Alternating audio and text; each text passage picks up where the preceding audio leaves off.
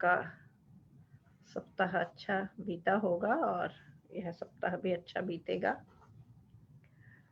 गत सप्ताह हमने श्रीमद् वाल्मीकि रामायण का सप्तम सर्ग पूरा किया था और अष्टम सर्ग भी आधा हुआ था, जिसमें महाराज दशरथ जो ऋषि श्रृंग के पास जाते हैं, संतानोत्पत्ति का प्रकरण चल रहा है कि किस प्रकार महाराज दशरथ पीड़ित हैं और संतानोत्पत्ति का उपाय करने के लिए पुत्रेष्टि यज्ञ की भावना से ऋषि के आश्रम जाते हैं। वहाँ उनके एक मित्र भी होते हैं और ऋषि को सपत्नीक अयोध्यापुरी लेकर आते हैं और ऋषि श्रृंग अपनी पत्नी के साथ कुछ समय वहाँ रहते हैं और फिर एक दिन सारी व्यवस्था और मन बनाने के बाद ऋषि श्रृंग से महाराज दशरथ कहते हैं, जब वे यज्ञ का निश्चय कर लेते हैं कि अब हम पुत्रेष्टि यज्ञ की भावना से अथर्ववेद में कहे गए मंत्रों के आधार पर अब इस प्रक्रिया को आगे बढ़ाएं। तो हम आगे पढ़ेंगे जहां हमने पिछले सप्ताह छोड़ा था। अथ वै यजमानस्य पावकादतुलप्रभां तप्तजाम्बूनदमयीं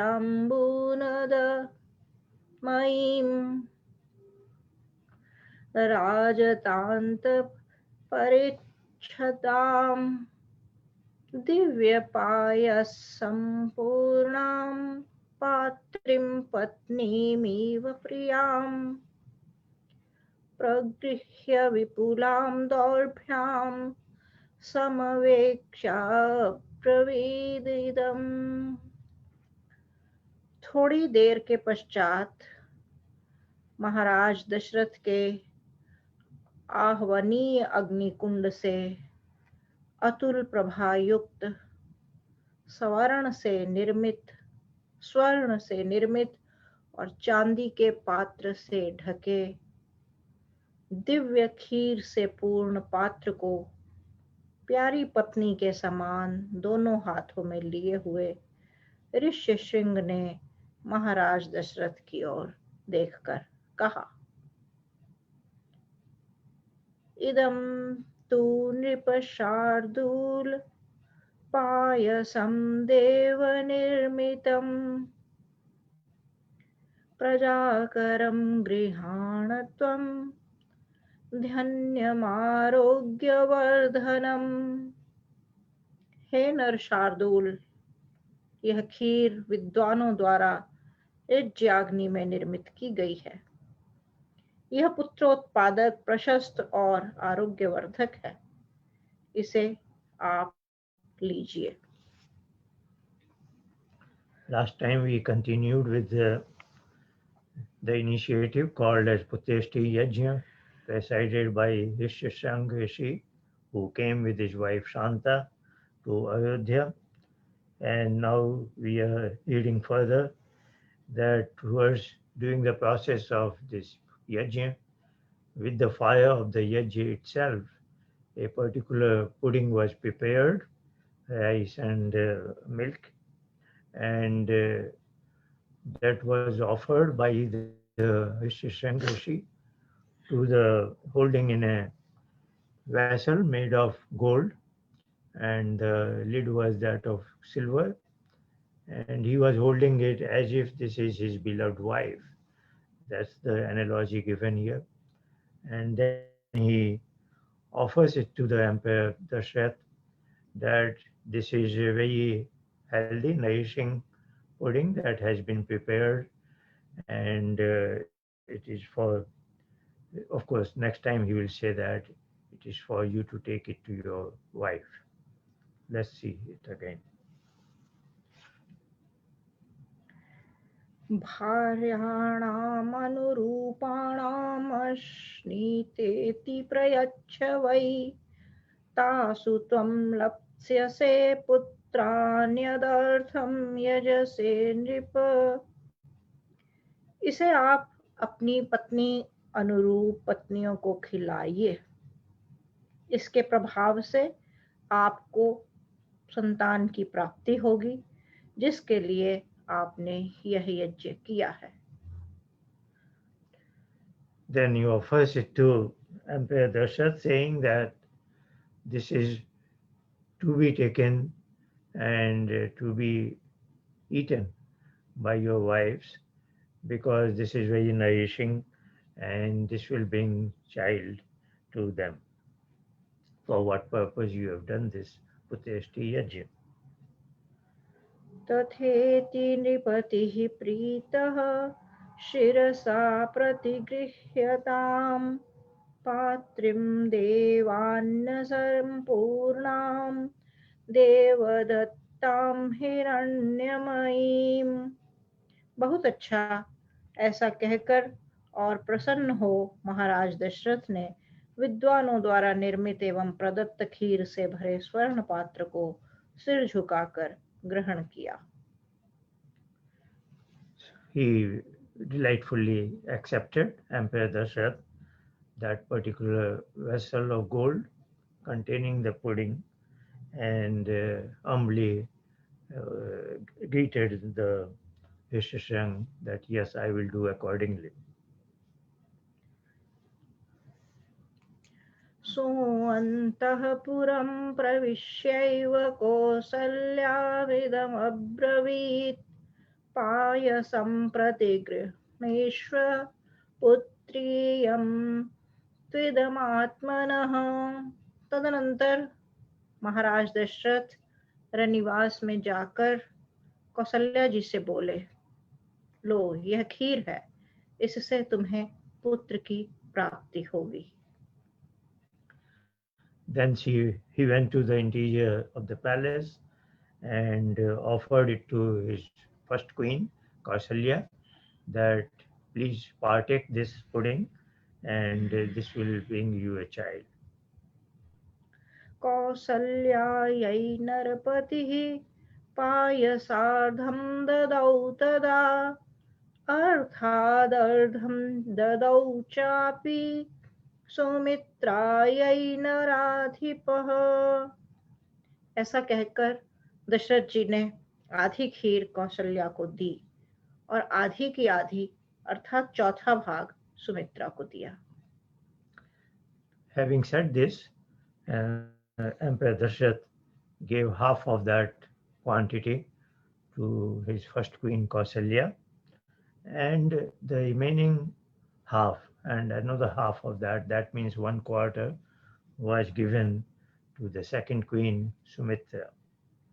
कैकेय्यै चावशिष्टार्धं ददौ पुत्रार्थकारणात् प्रददौ चावशिष्टार्थं पायसस्यामृतोपमम् अनुचिन्त्य सुमित्रायै पुनरेव महामतिः एवं तासां ददौ राजा भार्याणां पायसं पृथक।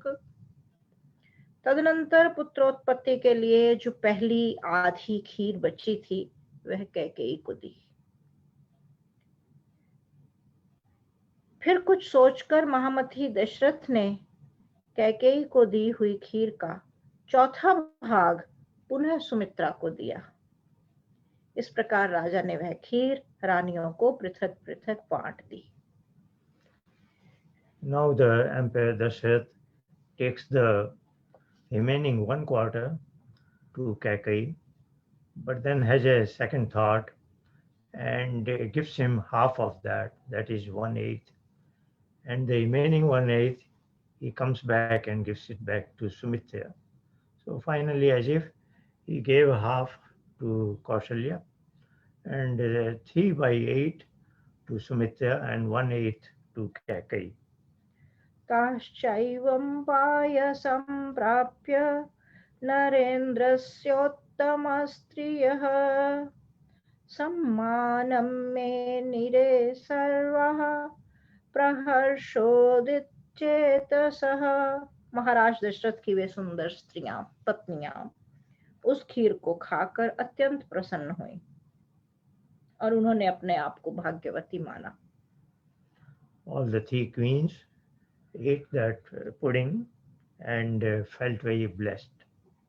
ततस्तु ताः प्राश्यतमुत्तमस्त्रियो महीपतेरुत्तम पायसं पृथक् हुताश्नादित्यसमान तेजसोश्चिरेण गर्भान् प्रतिपेदिरे तदा। तदनंतर तीनों उत्तमांगनाओं ने महाराज द्वारा पृथक पृथक प्रदत्त खीर को खाकर अग्नि और सूर्य के समान तेज वाले गर्भों को धारण किया। Thereafter, all the three queens were blessed and conceived in their womb. तो इस प्रकार इस श्लोक के बाद, इस प्रकरण के बाद यह 8वां सर्ग श्रीमद् वाल्मीकि रामायण का समाप्त होता है, संपन्न होता है। हम अगले सर्ग, 9वां सर्ग जिसे कहेंगे, की ओर बढ़ते हैं, जिसमें राम आदि संतान के जन्म और फिर उनके बाल्यकाल का वर्णन है। निर्वृत्ते तु क्रतौ तस्मिन् राज्यै पृथिवीश्वरः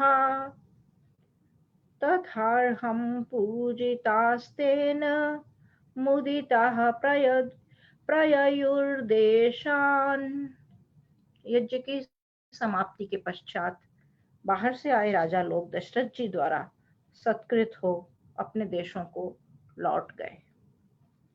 शांतया प्रययौ सार्धं ऋष्यशृंगः सुपूजितः अनुगम्यमानो राज्या च सानुयात्रेण धीमता। ऋष्यशृंग भी अपनी पत्नी शांता सहित महाराज से विदा हो अपने स्थान को चल दिए। दशरथ उन्हें पहुंचाने के लिए कुछ दूर उनके साथ गए। Now we move to the next section, the 9th one, where the birth of the children will be described. What we have just now heard is that conclusion of the Puteshti Yajna, and then all the guests, of course, that must have continued for several days. And when it concluded, the guests were returning back to their places. And it has been said that indeed the Rishishang and his wife Shanta, they also left for their place, and Emperor Dashrath walked some distance to say bye to them. एवं विसृज्य तान् सर्वान् प्रविवेश पुरीं श्रीमान् उवास सुखितस्तत्र पुत्रोत्पत्तिं विचिन्तयन्। इस प्रकार यज्ञ में आए सब महानुभावों को विदा कर दशरथ जी ने नगर में प्रवेश किया और संतानोत्पत्ति की प्रतीक्षा करते हुए सुखपूर्वक वहां रहने लगे।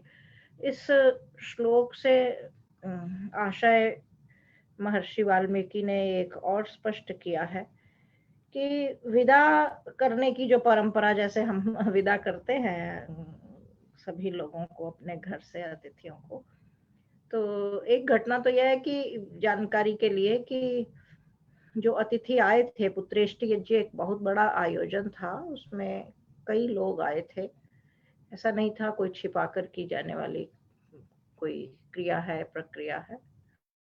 उसमें कई लोग आए और महीनों ठहरे महाराज के यहाँ अयोध्या में। ऋष्यशृंग और उनकी पत्नी शांता तो आए ही, और भी कई अतिथि आए। बड़ा आयोजन था और लंबे समय तक रहे।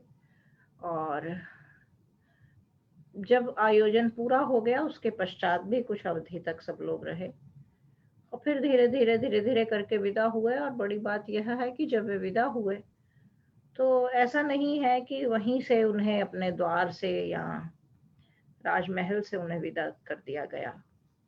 महाराज दशरथ नगर के बाहर तक उन्हें छोड़ने आए हैं, ये बात यहाँ स्पष्ट बताई गई है। और उसके पश्चात वे अपने नगर में प्रवेश करते हैं। तो यानी जिसे कहना चाहिए कि उनके ठहरने की व्यवस्था नगर के भिन्न भिन्न क्षेत्रों में की गई थी। और जब वे विदा हुए हैं तब महाराज अपने नगर लौटे हैं। और फिर उनका एक किला था, आवास जिसे कह सकते हैं, तब वे उस किले में आए हैं। और फिर कहते हैं कि सुखपूर्वक संतान की प्रतीक्षा करते हुए उन्होंने समय व्यतीत किया और रहने लगे।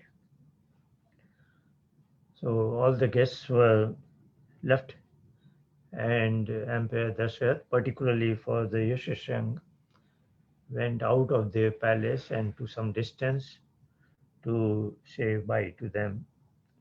And now he's back in his palace, and he's living peacefully, happily, waiting for the children to arrive.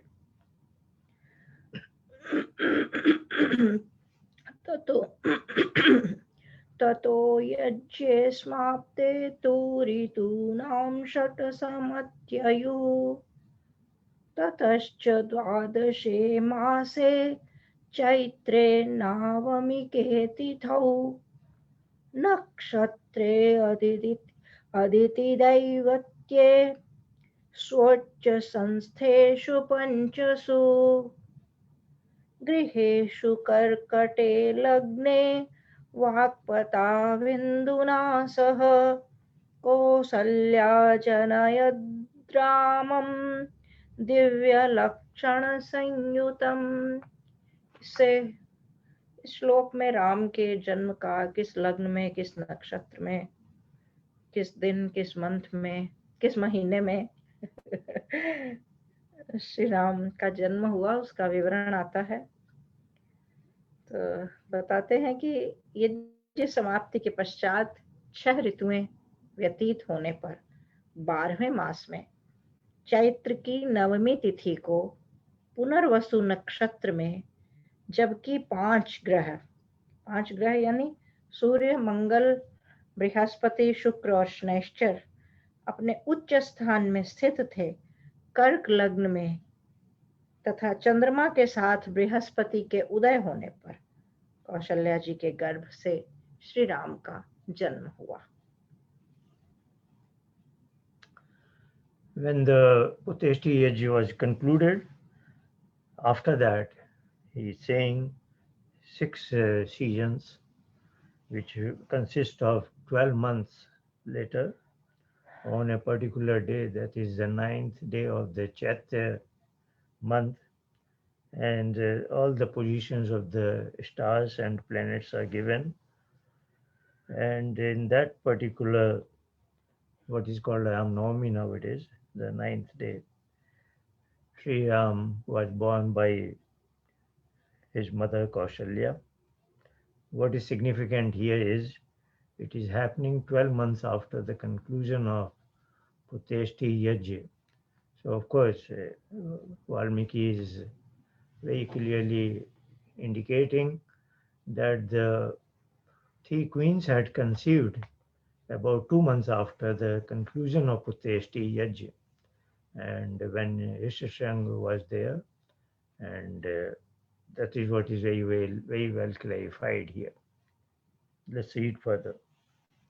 भरतो नाम कैकेय्यां जज्ञे सत्यपराक्रमः अथ लक्ष्मणशत्रुघ्नौ सौमित्रा जनयत्सुतौ। सत्य पराक्रमी भरत कैकेयी के गर्भ से उत्पन्न हुए तथा सुमित्रा ने लक्ष्मण तथा शत्रुघ्न को जन्म दिया। Kaikeyi, the third queen, gave birth to Bharat, and the second queen, Sumitra, she gave birth to twins, namely Lakshmana and Shatrughna. पुष्ये जातस्तु भरतो मीनलग्ने प्रसन्नधिः सर्पे जातौ च सौमित्रे कुलीरेभ्युदिते रवौ। भरत जी का जन्म पुष्य नक्षत्र और मीन लग्न में हुआ। आश्लेषा नक्षत्र और कर्क लग्न में सूर्योदय होने पर लक्ष्मण और शत्रुघ्न का जन्म हुआ। Now, slight separation of days is described by Valmiki that the planet and positions at the time of Bharat's birth and that of Lakshmana and Shatrughna.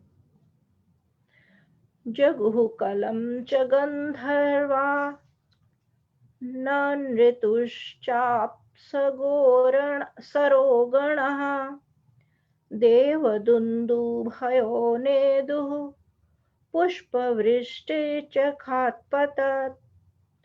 इनके जन्मावसर पर सामगानकर्ताओं ने, सामगान आप जानते हैं, सामवेद का जो गायन करना उसे सामगान कहते हैं। इनके जन्मावसर पर सामगानकर्ताओं ने मधुर गान किया, अप्सराएं नाचने लगीं, उत्तम जाति के नगाड़े बजाए गए तथा ऊपर से फूल बरसाए गए। At the birth of these four children, there was a festivity in the whole capital city, dance and music, and everybody felt blessed, even the common citizens. जैसे अभी आप देखते हैं कि कोई आयोजन होता है तो संगीत, और तो संगीत की जहाँ बात आती है वहाँ सामवेद के गायन का प्रकरण है। यहाँ कि सामवेद का गायन किया गया। उत्सवश्च महानासीदयोध्यायां जनाकुलः रथ्याश्च जनसंबाधा नटनर्तनसंकुलः गायनैश्च विराविण्यो वादकैश्च तथा परैः। उस समय अयोध्या नगरी में एक उत्सव मनाया गया जिसमें स्त्री और पुरुषों की अपार भीड़ थी। मार्ग स्त्रियों और पुरुषों से भरपूर थे। इतनी भीड़ बता रहे हैं क्योंकि महाराज का आपने जो प्रारंभिक प्रकरण सुने हैं कि सभी प्रकार का सुख, सौभाग्य, वैभव सब राजा के पास है, महाराज दशरथ के पास उस राज्य में, किंतु एक दुख था, वह संतान नहीं थी, तो इससे प्रजा भी बहुत आहत थी। और अब महाराज के घर में जब संतानोत्पत्ति हुई है, 4 पुत्र आए हैं उनके आंगन में 3 रानियों के माध्यम से, तो एक बड़े बड़े आयोजन किए गए और भीड़ इतनी थी, सारे नगर, सारे साम्राज्य से उनके लोग उस उत्सव में भाग लेने के लिए वहां पहुंचे हैं। और इतनी भीड़ है कि नगर, गलियां, बाजार, सब मार्ग जो हैं, महिलाएं और पुरुष, महिला, यहाँ ध्यान रखने की बात यह है कि ऐसा नहीं है कि केवल पुरुष ही दूसरे स्थानों से आए हैं, और स्त्रियों का बार बार वर्णन आता है कि स्त्रियां भी हैं और गलियां, बाजार, सड़कें सब भरी पड़ी हैं। तो समाज को इस तरह से समझने में हमें सहायता मिलती है। The festivities were responded by the common citizens. All the streets were filled with crowds of people, men and women, all must have come from other places also. This must have been a very grand celebration for the whole kingdom, because after a gap of long many years, children were born in the palace. प्रदेयांश्च ददौ राजा सूतमागधवन्दिनाम् ब्राह्मणेभ्यो ददौ वित्तं गोधरानि सहस्रशः। उस उत्सव में महाराज दशरथ ने सूत मागध और बंदी गणों को पारितोषिक दिए तथा ब्राह्मणों को धन और सहस्रों गायें प्रदान की। To make this celebration in a particular manner, the Emperor Dashrath gave away a lot of charity to all service class people and also those who were in the prison, because this was a celebration for all. अतिथ्यैकादशाहं तु नाम कर्म तथा करोत् ज्येष्ठं रामं महात्मानं भरतं कैकेयी सुतं। 11 दिन बीत जाने पर चारों बालकों का नामकरण संस्कार किया गया। आप जानते हैं हमारे वैदिक परंपरा में मनुष्य के 16 प्रत्येक मनुष्य के 16 संस्कारों का विधान किया गया है, जिनमें 3 संस्कार जन्म से पूर्व हो जाते हैं और शेष संस्कार जन्म से मृत्यु पर्यंत। तो उनमें नामकरण जन्म के पश्चात 11 दिन के पश्चात नामकरण संस्कार का विधान है। तो इसी प्रकार जब बालक हुए तो उनका नामकरण 11 दिन बीत जाने पर उन बच्चों का नामकरण संस्कार किया गया। और फिर ये बताते हैं कि रानी कौशल्या ने जिस पुत्र को जन्म दिया था उस पुत्र का नाम राम रखा गया, और कैकेयी ने जिस पुत्र को जन्म दिया था उस पुत्र का नाम भरत हुआ। 11 days later, after the birth of the children, it's not very clear 11 days after the birth of which child, because there was separation, but I will say probably 11 days after the birth of the youngest child. They were named. This is naming ceremony. As you probably know, there are 16 such events in an individual's life. 3 are before the birth, prenatal, and then remaining 13 are after the birth. So Garbhadhan, Pansavan, and Simantonayan. These are before the child is born. Then Jatkarm Sanskar is the birth of the child. And then the 11 days after the birth, the child is named. That is called a Namkaran. So that's what has been described here. That Kaushalya's child was named as Ram and Kaikeyi's son was named as Bharat. सौमित्रीं लक्ष्मणमिति शत्रुघ्नमपरं तथा वसिष्ठः प्रीतो नामानि कुरुते तदा।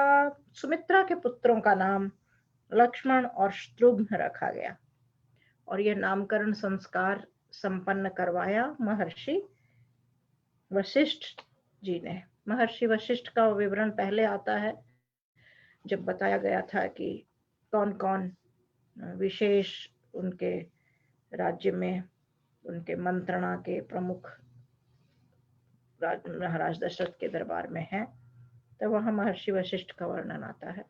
तो यहाँ उन्हीं महर्षि वशिष्ठ द्वारा यह संस्कार संपन्न कराया गया है। The name of the Sumitra's 2 sons were Lakshman and Shatrughna, and now it is said that Maharishi Vasisht presided over the naming ceremony, who was the Rishi. Besides the council of ministers, he was the spiritual guide to the Emperor Dashrath. ब्राह्मणान् भोजयामास पौरजनापदानपि अददत् ब्राह्मणानां च रत्नौघममितं बहु। इस दिन महाराज ने ब्राह्मणों और पूर्ववासियों इन सब को भोजन करवाया और ब्राह्मणों को बहुमूल्य रत्न आदि प्रदान किए। ध्यान रखने की बात यह है, जब ब्राह्मण और क्षत्रिय, या पहले भी विवरण आ चुका है, की बात आती है, तो हमारे यहाँ वैदिक परंपरा में जन्म के आधार पर ब्राह्मण और क्षत्रिय और वैश्य इत्यादि वर्ण निर्धारित नहीं होते थे, अपितु कर्म के आधार पर व्यक्ति का वर्ण निर्धारित किया जाता था। और इसे जाति व्यवस्था नहीं, इसे वर्ण व्यवस्था कहा जाता था। जाति व्यवस्था पता नहीं कहाँ से शब्द आ गया, जात पात से या कहाँ से आ गया है। तो यह पूरी व्यवस्था जो थी हमारी वर्ण व्यवस्था, मनुष्य के कर्म के आधार पर थी। जो बौद्धिक काम करे, जो जिसे ब्राह्मण शब्द बना, ब्रह्म, जो ब्रह्म विद्या से संबंधित अध्ययन, अध्यापन इत्यादि कार्यों में गति रखता हो, उसमें अपना जीवन लगाता हो, वही ब्राह्मण है। ऐसा नहीं कि आप किसी ब्राह्मण के घर में, कोई किसी ब्राह्मण के घर में पैदा हुआ तो वह ब्राह्मण है। इस वर्ण व्यवस्था का विवरण रामायण के प्रारंभ में भी आया है। और जब जब यहाँ ब्राह्मण या क्षत्रिय या ऐसे विवरण आए, उसका बाद में पाठ में, कथा में बार बार आएगा, तो श्रोता और पाठक उसे उसी रूप में ग्रहण करें। तो इस दिन अब जब नामकरण संस्कार हुआ है, महर्षि वशिष्ठ ने यह नामकरण संस्कार करवाया और फिर उन्हें महाराज ने सभी नगरवासियों को बहुमूल्य उपहार भेंट किए और भोजन करवाया और ब्राह्मणों को बहुमूल्य रत्न आदि देकर विदा किया। The conclusion of naming ceremony is being mentioned, that all the Brahmins who participated, conducted it, they were given the gifts and honorarium, and there was a feast for all the citizens. तेषां जन्म क्रियादीनि सर्वकर्माण्यकारयत्। इन सब बालकों के निष्क्रमण, अन्नप्राशन आदि संस्कार भी महाराज ने यथा समय कराए। अभी हमने बताया कि जो 16 संस्कार होते हैं, उनमें जन्म से पूर्व के जो संस्कार, जन्म के पश्चात के जो संस्कार हैं, जातकर्म, जातकर्म और नामकरण हुए। फिर उसके पश्चात अन्नप्राशन संस्कार आता है, निष्क्रमण आता है, जो 3 माह के बालक के लिए किया जाता है, जब उसे पहली बार बाहर ले जाते हैं। और फिर अन्नप्राशन संस्कार है, जब बालक को पहली बार कुछ खिलाया जाता है, थोड़ा सॉलिड। तो ये सब संस्कार भी सभी बालकों के हुए। आज हम लोग, आज समाज में ऐसी व्यवस्था नहीं बची है कि बच्चों के ऐसे संस्कार किए जाते हो। कुछ गृहस्थियां हैं, हमने भी अपने बच्चों के सभी संस्कार किए, और कुछ गृहस्थियां अभी भी हैं जो सभी संस्कार करवाते हैं अपने बच्चों के। इन संस्कारों का बड़ा वैज्ञानिक महत्व है। किसी अन्य रूप में यह प्रक्रियाएं प्रत्येक व्यक्ति के जीवन में, प्रक्रियाएं व्यक्ति के जीवन में होती ही हैं संपन्न, किसी और नाम से, किसी और रीति रिवाज के माध्यम से। लेकिन हमारे भारतीय संस्कृति में प्रत्येक क्रिया को के साथ एक उसकी पूरी पीठिका देने के लिए, उसकी पृष्ठभूमि, उसकी लॉजिक और कारण समझाने के लिए, ताकि पूरे समर्पण से व्यक्ति अपने बालक के साथ उस क्रिया को समझते हुए संपन्न कर सके कि ऐसा क्यों है, शरीर विज्ञान में उसका क्या महत्व है, व्यक्ति के जीवन में उसका क्या महत्व है। तो संस्कार केवल उस कर्म कांड को बैठकर अग्नि को साक्षी मानकर किए जाने वाले कर्म कांड को ही संस्कार नहीं कहा जाता था। जब आप पूरे अपने मन में उस विचार को लाते हैं, उसे समझते हैं और तब तत्पर होते हैं, यह पूरी प्रक्रिया एक प्रकार से संस्कार कही जाती है। तो ये अन्य संस्कार भी महाराज दशरथ ने अपने सभी बालकों के समय समय पर संपन्न करवाए। As the babies were growing, then next few ceremonies were also conducted in a proper manner.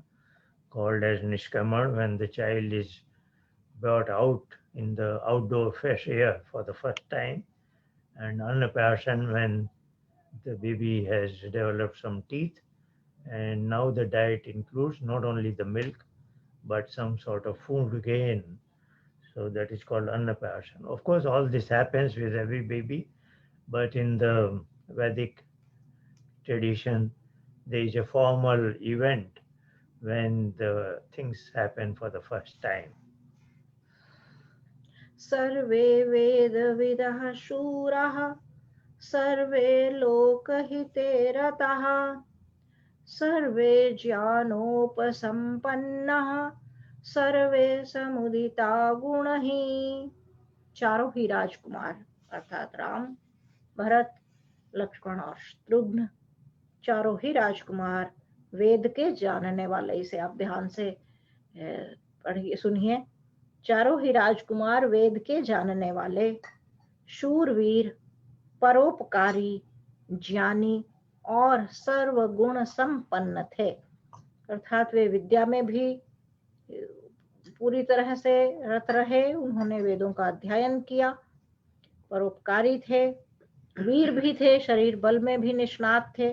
राजा का इसीलिए जब पहले भी विवरण आता है कि कथा जब प्रारंभ होती है कि श्री नारद जी से महर्षि वाल्मीकि पूछते हैं कि नायक ऐसा कौन है, तब श्री राम के गुणों का विवरण आया था। अपने जो लोग प्रारंभ से जुड़े हुए हैं इस कथा के, इस रामायण के पारायण से, वे जानते हैं कि श्री राम के गुणों का विवरण आया था। और फिर उस विवरण के साथ ही उनके और समाज में कई अन्य लोगों के चरित्र की व्याख्या हुई। फिर राज्य में लोगों के चरित्र की व्याख्या हुई। जब दशरथ के राज्य का विवरण आया तो बार बार यह बताया गया कि उस नगर का प्रत्येक व्यक्ति चारों वेदों का विद्वान है और ऐसा है और वैसा है।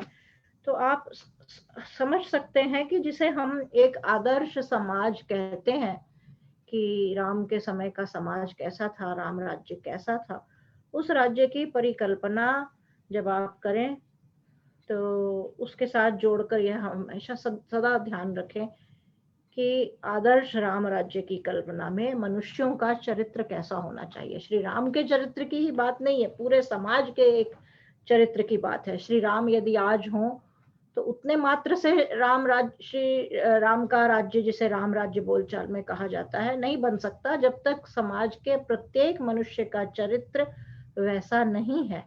राम राज्य की स्थापना के लिए प्रत्येक मनुष्य को अपने आप को बदलना पड़ेगा। और यहाँ थोड़ा उसी का फिर से संकेत आता है कि चारों राजकुमारों को शरीर बल से ही एकदम वैसा नहीं बनाया गया कि पराक्रम में श्रेष्ठ हैं, तेज में और क्षात्रत्व में श्रेष्ठ हैं। वे बुद्धि से, उन्हें विचार, शिक्षा, अध्ययन, और उस दृष्टि से उन्होंने चारों वेदों का अध्ययन किया है, चारों वेदों के भी जानने वाले हुए हैं। शूरवीर भी थे, परोपकारी भी थे। उनके परोपकार का अर्थ ही तब होता है जब आपके व्यवहार में वे गुण आ जाते हैं। ऐसा नहीं है कि केवल आपने चीजों को पढ़ रखा है और आपको शक्ति बहुत है। शक्ति और परोपकार संपन्न ही तब हो सकता है जब आपने जो कुछ विचार में ग्रहण किया है, अपनी बुद्धि में ग्रहण किया है, और आप समर्थ भी हैं शरीर बल से, तभी परोपकार होता है। फिर ज्ञानी भी हैं और फिर सर्वगुण संपन्न भी। तो चारों राजकुमारों को इस प्रकार से श्रेष्ठ मनुष्य के रूप में उनका पालन पोषण किया महाराज दशरथ और उनकी माताओं ने। All the 4 princes went through the proper education process presided by Maharishi Vasishtha, who was the teacher in charge, and they studied the Vedas, all the military warfare, and they had the qualities of thinking about well-being of their citizens. They were very knowledgeable and had all the proper positive human characteristics. तेषामपि महातेजा रामः सत्यपराक्रमः दृष्टः सर्वस्य लोकस्य शशांक इव निर्मलः। उनमें भी महातेजस्वी और सत्य पराक्रमी श्री राम निर्मल चंद्रमा की भांति सबके प्यारे थे। This has been now singled out that the eldest, namely Sri Ram, he was most beloved by the common citizens. बाल्यात् प्रभृति सुस्निग्धो लक्ष्मणो लक्ष्मीवर्धनः रामस्य लोकरामस्य भ्रातुर्ज्येष्ठस्य नित्यशः। शोभा को बढ़ाने वाले लक्ष्मण जी बाल्यकाल से ही लोक हितैषी श्री राम के अति प्रिय थे। आप देखते होंगे घरों में, परिवारों में कुछ बच्चे साथ साथ पलते हैं, लेकिन कुछ ऐसा होता है कि भाई बहन है या दो भाई हैं, उनकी जोड़ी बन जाती है और बाद में यह जोड़ी श्री राम और श्री लक्ष्मण की जोड़ी कहाँ आगे तक गई, यह भी आपने राम की कथा हम सब ने सुनी है, जन जन इस कथा से परिचित है। तो बचपन के स्नेह संबंध परिवारों का यहाँ संकेत एक यह भी है कि जब हम बच्चों का लालन पालन बचपन में करते हैं तो माता पिता के लिए हमारे पास बहुत दायित्व होता है माता पिता के रूप में कि हम बच्चों का पालन कैसे करें, क्योंकि यदि बचपन में उनमें स्नेह संबंध अच्छा स्थापित होता है तो भविष्य में जाकर वह स्नेह संबंध आगे बहुत बड़े और विशाल और रूप में प्रतिफलित होता है। तो श्री राम और श्री लक्ष्मण का जो यह संबंध, यह जो स्नेह बचपन से ही बना, उसी का परिणाम था। श्री राम जब वनवास को भी गए तो श्री लक्ष्मण उनके साथ गए, पूरा समय उनके साथ रहे, उनके संकट में और विपदाओं में उनका साथ दिया, अपना गृहस्थ जीवन त्याग कर। तो इसके प्रारंभ यहीं बचपन से हो जाता है कि श्री लक्ष्मण जी अपने बचपन से ही लोक हितैषी श्री राम के अति प्रिय थे। Now, as far as the interrelationship among the princes are concerned, Ram very much was close to his brother Lakshman. सर्वप्रियकरस्तस्य रामस्यापि शरीरतः लक्ष्मणो लक्ष्मीसम्पन्नो बहि प्राण इवापरः। कांति संपन्न लक्ष्मण जी श्री राम को अपने शरीर से भी बढ़कर प्रिय मानते थे। वे श्री राम के बहिर्गत दूसरे प्राण ही थे। यहाँ बहिर्गत दूसरे प्राण, जैसे व्यक्ति की देह में प्राणों का महत्व है कि प्राण के बिना देह जीवित नहीं रह सकती, सरवाइव नहीं कर सकती, नहीं बचती है, नष्ट हो जाती है और कुछ समय पश्चात। तो यहाँ बता रहे हैं कि श्री लक्ष्मण पर श्री राम का प्रेम इतना था और लक्ष्मण जी इतने प्रिय भी थे उनके कि जैसे शरीर से बाहर किसी व्यक्ति के प्राण विद्यमान हो, जिसे प्राणों से, हिंदी में इसके लिए एक शब्द आता है प्राणों से प्रिय, प्राण प्रिय, प्राणों से भी प्रिय, बढ़कर, प्राणों से बढ़कर प्रिय होना। तो भाई बहन, इन दोनों भाइयों का आपसी प्रेम इतना था कि लक्ष्मण उनके लिए प्राणों सदृश थे। It is both way, two-way relationship, and Lakshman also considered Ram as his closest. न च तेन विना निद्रां लभते पुरुषोत्तमः मृष्टमन्नमुपानीतमश्नाति नहीं तं विना। श्री राम को लक्ष्मण के बिना नींद भी नहीं आती थी और लक्ष्मण को दिए बिना वे कभी कोई मीठा पदार्थ भी नहीं खाते थे। They used to sleep together and also would enjoy eating special dishes together. यदा हि हयमारूढो मृगयां याति राघवः तदैवं पृष्ठोभ्येति सधनु परिपालयन्। जब श्री राम घोड़े पर सवार होकर शिकार खेलने के लिए जाते तो लक्ष्मण जी भी धनुष हाथ में ले उनके पीछे हो लिया करते थे। Even for the outside adventures, they would used to go together, including horse riding. भरतस्यापि शत्रुघ्नो लक्ष्मणावरजो हि सः प्राणैः प्रियतरो नित्यं तस्य चासीत् तथा प्रियः।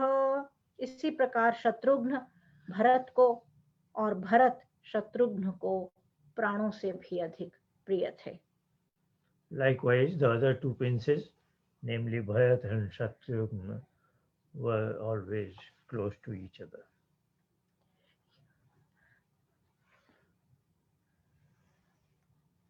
ये ते यदा ज्ञान संपन्नः सर्वे समुदिता गुणः गुणैः ह्रीमन्तैः कीर्तिमन्तश्च सर्वज्ञातीर्घदर्शिनः तेषामेवं प्रभावानं सर्वेषां दीप्ततेजसां पिता दशरथो हृष्टो ब्रह्मा लोकाधिपो यथा।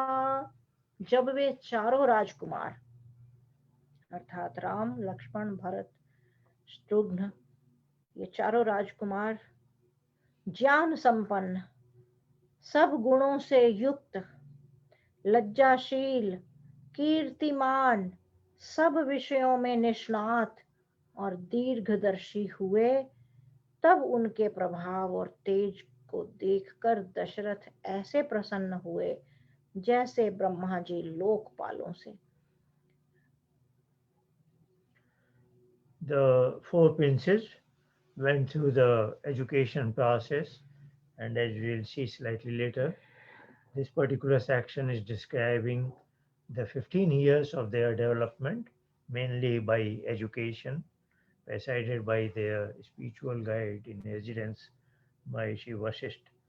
And they were bearing all the positive human qualities, including modesty, without any arrogance. And that made the emperor Dashrath very happy. ये ते चापि मनुज व्याघ्रा वैदिकाध्ययने रताः पितृशुश्रूषणरता धनुर्वेदे च निष्ठिताः। वे नरसिंह, यहाँ बड़ा अच्छा आता है कि एक मनुज व्याघ्रा जिसे नरसिंह के रूप में कहा गया है कि मनुष्य के रूप में सिंह समान शक्ति वाले, और उसके साथ ही दूसरा शब्द आता है, देखिए, वैदिकाध्ययने रतः अर्थात वैदिक वेदों के अध्ययन में रत, बुद्धि और बल दोनों में पारंगत है वे चारों बालक।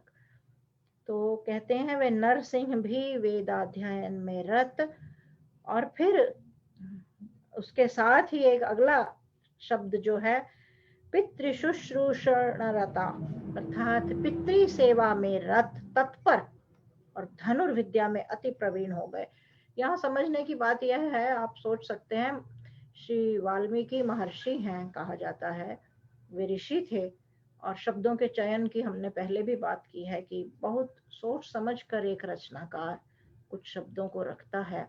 बहुत हमारे यहाँ व्याख्याओं का संस्कृत में आप देखेंगे लंबी लंबी व्याख्याओं को बढ़ा बढ़ा कर बात कहने का चलन नहीं था। हम श्लोक में हमारी परंपरा ऐसी रही कि बहुत दो पंक्तियों में अपनी पूरी बात कह दी जाती रही है।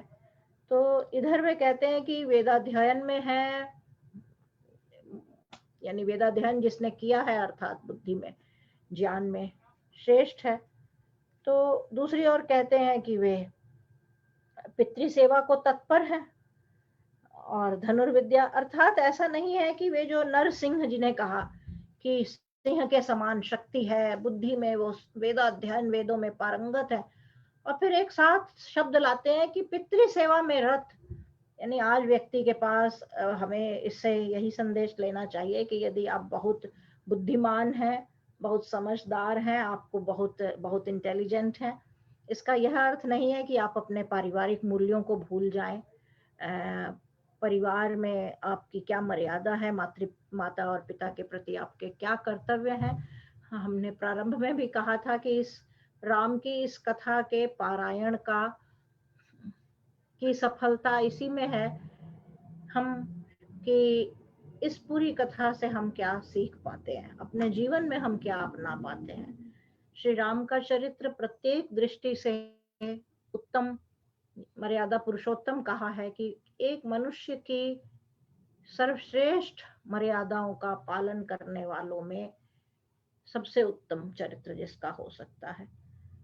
तो श्री राम की कथा से यदि हम यह नहीं सीख पाते हैं कि हमारे कहाँ क्या कर्तव्य है, हमारा जीवन कैसा हो, हमारा व्यवहार कैसा हो, हमारा आचरण कैसा हो, हमारा चलना उठना बैठना बोलना बरतना, संपर्क करना व्यवहार करना कैसा हो, तो हम स्वयं को श्री राम के वंशज कहने के अधिकारी नहीं है। क्योंकि केवल किसी की परंपरा में उत्पन्न हो जाने में मनुष्य का अपना कोई योगदान नहीं होता है। वह ईश्वर और माता पिता उसमें कारण होते हैं कि किसी ने आपको किस परिवार में, किस घर में और किस माता पिता के की गृहस्थी में आपको जन्म दिया। तो वह तो उनके कारण हुआ कि हम उस वंश में उत्पन्न हुए, लेकिन हमारा उसमें क्या योगदान है। तो मनुष्य का अपना योगदान यही है, तब तक वह किसी भी व्यक्ति का वंशज कहने का अधिकारी नहीं है जब तक उसने अपने जीवन में अपने उन पूर्वजों या अपने माता पिता या जो भी अपने वंश के पुराने लोग हैं उनके किसी एक गुण को भी अपने में आत्मसात नहीं किया और व्यवहार में नहीं लाया, अपनाया नहीं।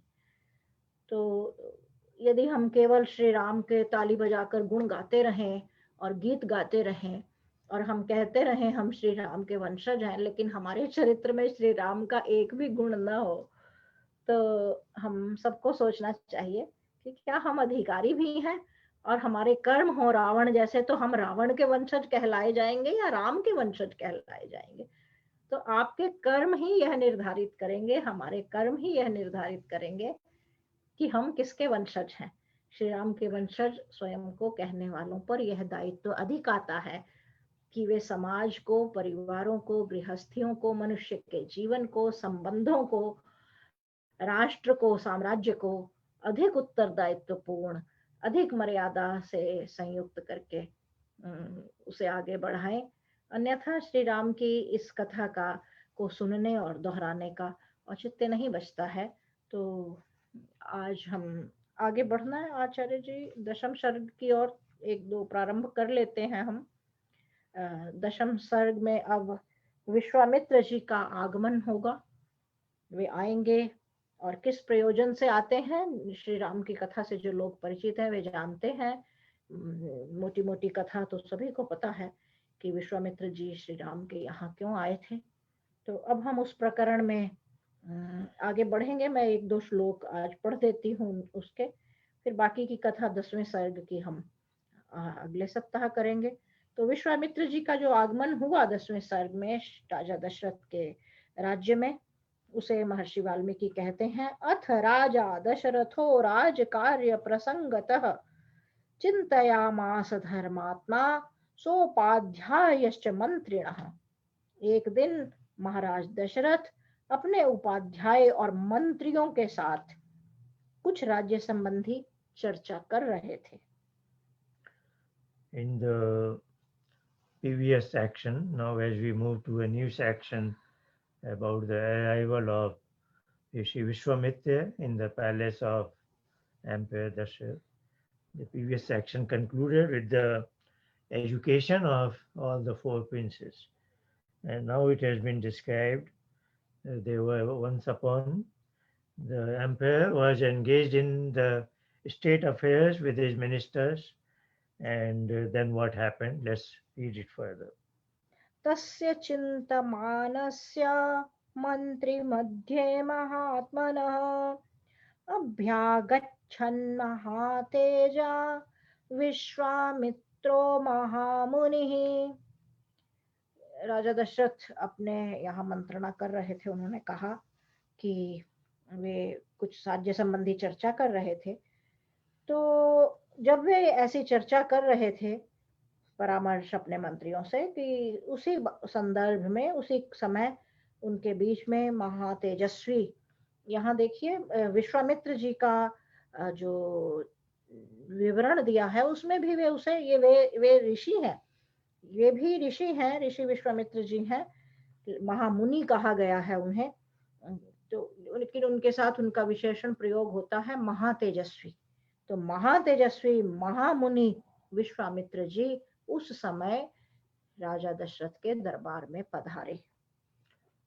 In the midst of these discussion, the great Mahamuni Vishwamitra arrives in Ayodhya. स राज्यौ दर्शनाकांक्षी द्वाराध्यक्षानुवाचः शीघ्रमाख्यातमां प्राप्तं कौशिकं गाधिनः सुतम्। महाराज से मिलने की अभिलाषा में, उनसे मिलने की इच्छा रखते हुए वे द्वारपाल से बोले कि तुम शीघ्र जाकर महाराज को सूचना दो कि गाधी पुत्र विश्वामित्र आए हैं। Apparently, he came without any advance notice, so he tells the security guard of the palace that can you go inside and inform the emperor that I, namely Vishwamitra, want to meet him. ते गत्वा राजभवनं विश्वामित्रर्मार्षदा प्राप्तमावेदया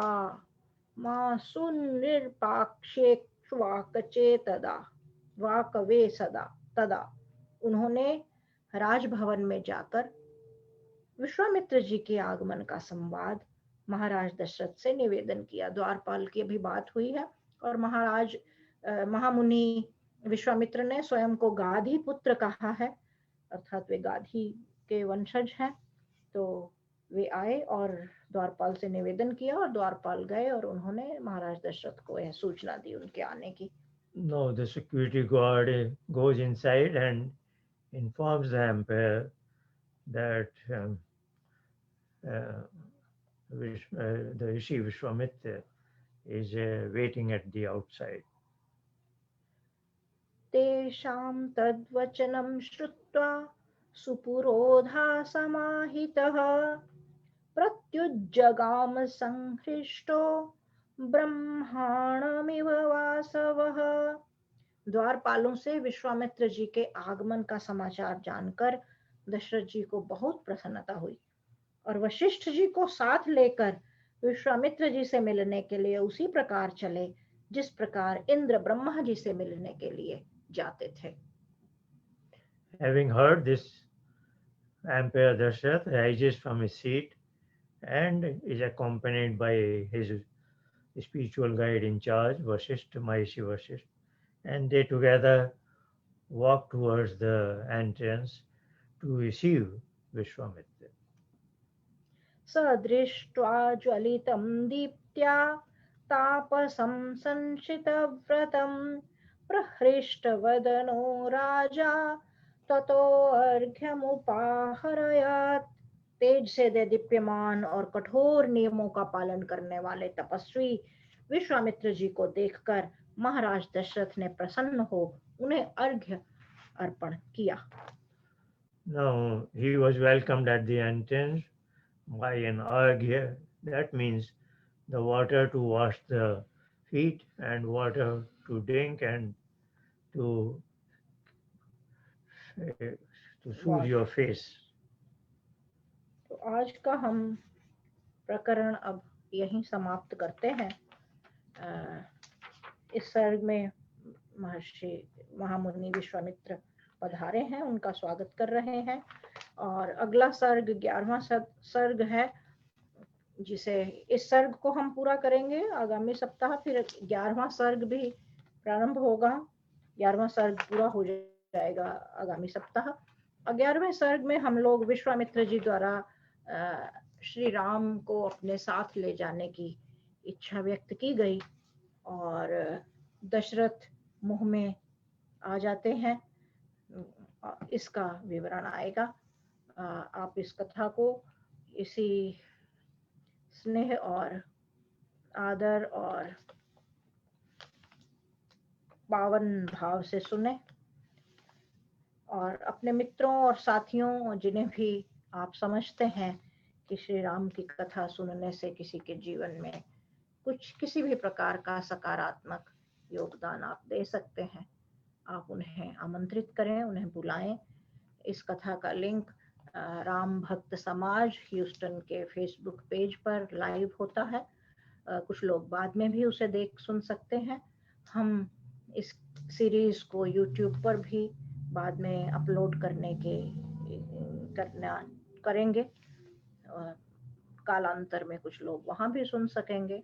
लेकिन जब आप साथ चलते हैं तो एक अलग तरह का उसका प्रभाव होता है कि कथा में आप साथ चल रहे हैं। नहीं तो हमारे लिए भी एक मशीन के सामने बैठकर जैसे इसका पाठ किया जा रहा है, मनुष्य का सामने होना, कम से कम साक्षात रूप में नहीं तो दूरी पर बैठे हुए हम पता रहता है कि हाँ, हम दो तरफ संवाद कर रहे हैं, उधर भी कुछ लोग हैं, इधर भी कुछ लोग हैं, तो एक अलग प्रभाव उसका आता है। अच्छा हो कि आप अधिक से अधिक लोग जुड़ें और इस कथा का आनंद लें। आनंद का अभिप्राय इतना नहीं है कि बस कानों को सुख मिला और आपको थोड़ा सा अपने भीतर अच्छा लगा। आनंद का अर्थ है कि इसका सही लाभ जब तक पहुंचे आपको और हमें और बाकियों को, तभी इसमें विशेष सार्थकता होगी। आप ऐसी सार्थकता प्रदान करें। धन्यवाद। आज के लिए भी इतना ही। आप सबको नमस्ते।